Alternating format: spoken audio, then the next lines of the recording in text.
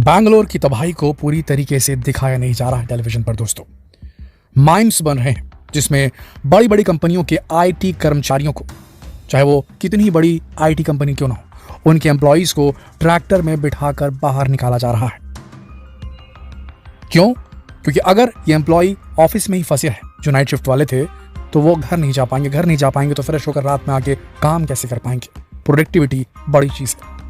जो दिखाया जा रहा है टेलीविजन पर उससे कहीं ज्यादा बुरे हालात हैं बैंगलोर के।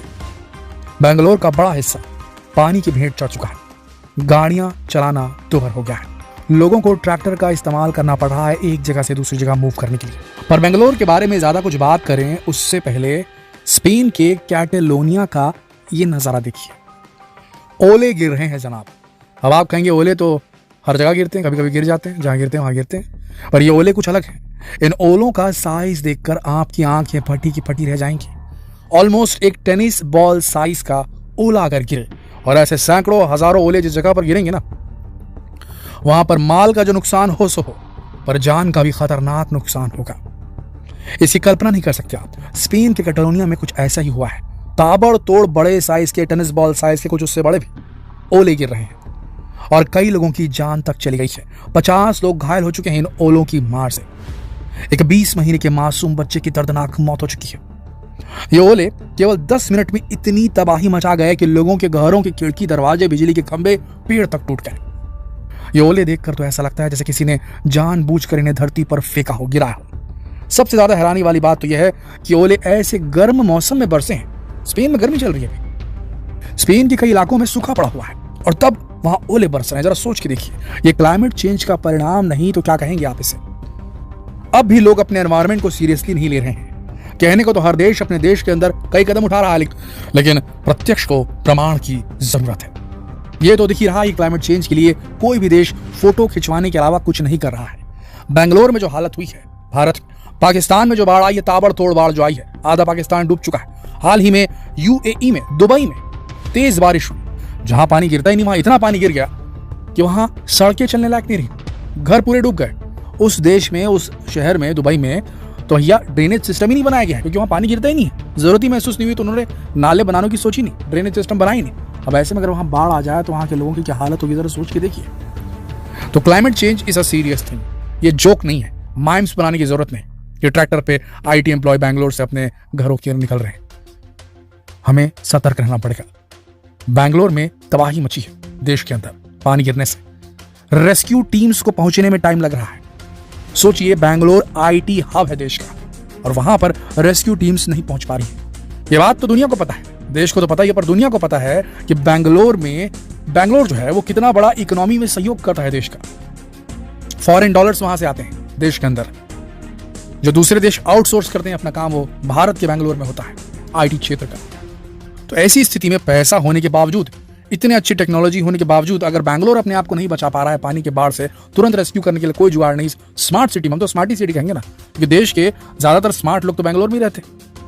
कुछ एक शहर है देश में जहां पर इतना हाईली क्वालिफाइड स्किल्ड लेबर रहता है, और ऐसी स्थिति में भी अगर हम इन शहरों को प्रोटेक्ट नहीं कर पाए तो फिर क्या कर सकते हैं। हमारे पास कोई सिस्टम ही नहीं है रेस्क्यू का। सोच के देखिए सर, बैंगलोर में शनिवार की रात से तेज बारिश शुरू हुई। लगातार 2 दिन तक बादल बरसते रहे। बैंगलोर एक ऐसा शहर है जहां जरा सी बारिश से भी सड़कें लबालब भर जाती है। कुछ यही हाल मुंबई का भी है। तो सोचिए, 2 दिन की बारिश से बैंगलोर का क्या हाल हुआ होगा। बैंगलोर में बाढ़ जैसे हालात पैदा हो गए। संडे सुबह तक लोग अपने घरों में बंद हो चुके थे, क्योंकि ये पानी लोगों के घर के अंदर तक जा पहुंचा। बड़ी बड़ी बिल्डिंग्स के पार्किंग स्पेस में घुटनों तक पानी भर गया, और कुल मिलाकर सैकड़ों गाड़ियां पानी में डूब गई। 2 दिन तक ऐसी ही डूबी रही दोस्तों। बड़ी बड़ी बसों को 50-50 लोगों ने रस्सी के सहारे खींच कर निकाला। अब तक भी वहां से पूरी तरह पानी बाहर नहीं निकल पाया है। लोगों को पीने के पानी, बिजली और खाने के सामान की भी किल्लत हो गई है। भाई, ऐसा क्या स्मार्ट शहर हुआ जहां जरा सा पानी क्या गिर गया, 2 दिन पानी क्या गिर गया, लोगों के पास बेसिक नीड्स की भी किल्लत हो गई। कहां है हमारी रेस्क्यू टीम्स? कौन है हमारा डिजास्टर मैनेजमेंट का जो वहां पर देखते हैं? कहां? दोस्तों, ये खबर इतनी भी नॉर्मल नहीं जितनी मीडिया में दिखाई जा रही है। वहां सिचुएशन इतनी ज्यादा खराब है कि एक 23 साल की लड़की की इलेक्ट्रोक्यूशन से, बिजली के करंट से झटका लगने से दर्दनाक मौत हो गई है। जब वो बैंगलोर के पॉश व्हाइट फील्ड एरिया में पहुंची तो देखा पानी घुटनों तक भरा हुआ था। अकीला ने पैदल अपने स्कूटर को खींचकर पानी से निकालने का सोचा, क्योंकि ऐसे पानी में स्कूटर चलाना तो नामुमकिन था। जैसे उसने स्कूटर से उतरकर उसे खींचने की कोशिश की, उसका बैलेंस बिगड़ गया। हड़बड़ी में बेचारी अकीला ने गलती से एक बिजली का खंभा छू लिया और मौके पर ही उसकी मौत हो गई। उसे हॉस्पिटल भी ले जाया गया, मगर तब तक उसकी सांसें थम चुकी थी। शनिवार की रात से ही बेंगलोर के लगभग 70 इलाकों में इतना पानी भर चुका है कि IT companies, shops, mall, stores सभी कुछ बंद पड़े हैं। सैकड़ों घर वाले लोग जो हैं अभी भी रेस्क्यू के इंतजार में अपने घरों के अंदर बंद है, कैद है, क्योंकि घरों में इतना पानी भर गया और सड़कों में इतना पानी भर गया कि एक जगह से दूसरी जगह मूवमेंट करने के बारे में सोचना भी दूर है।